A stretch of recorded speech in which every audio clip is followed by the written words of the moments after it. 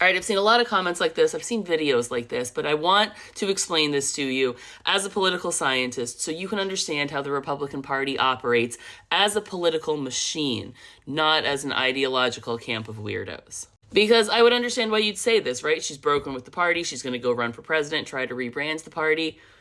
That is not going to work in the Republican Party. It might work in the Democratic Party, but the Democratic Party and the Republican Party, despite what internet trolls will have you believe, are not the same thing. Not ideologically, not institutionally, and not in terms of their infrastructure.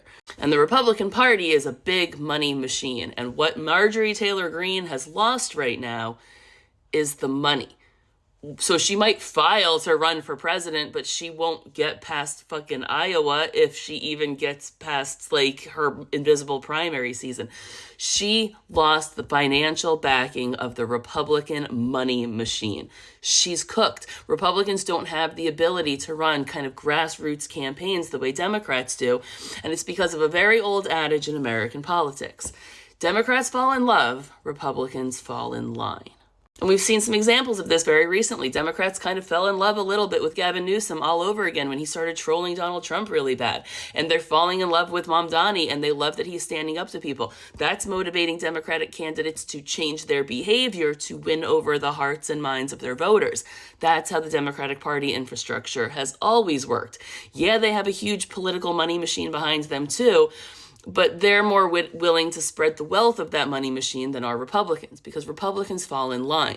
That's why they're all very lockstep. That's why they're all behind Trump. That's why there's so many little loyalty tests. And if you think that's unique to Donald Trump, may I remind you of the Bush era? You're either with us or you're against us. Like, that's why they would run around calling us terrorist sympathizers. This isn't a new move. So her speaking out against her own party was it for her, right? They're going to cut off the money. She didn't resign from Congress for noble reasons. Remember, she resigned from Congress because she knows she's not going to get any money to run again, and it would be embarrassing for her to get primaried. They will primary her, and she doesn't want to be humiliated because Republicans are also very insecure and prideful people. So she's resigning so she can take the high road. So she avoids a primary because they wouldn't give her money for her Senate campaign. And if they wouldn't give her money for her Senate campaign, you think they're going to fund her presidential aspirations? Sweet child. Just no.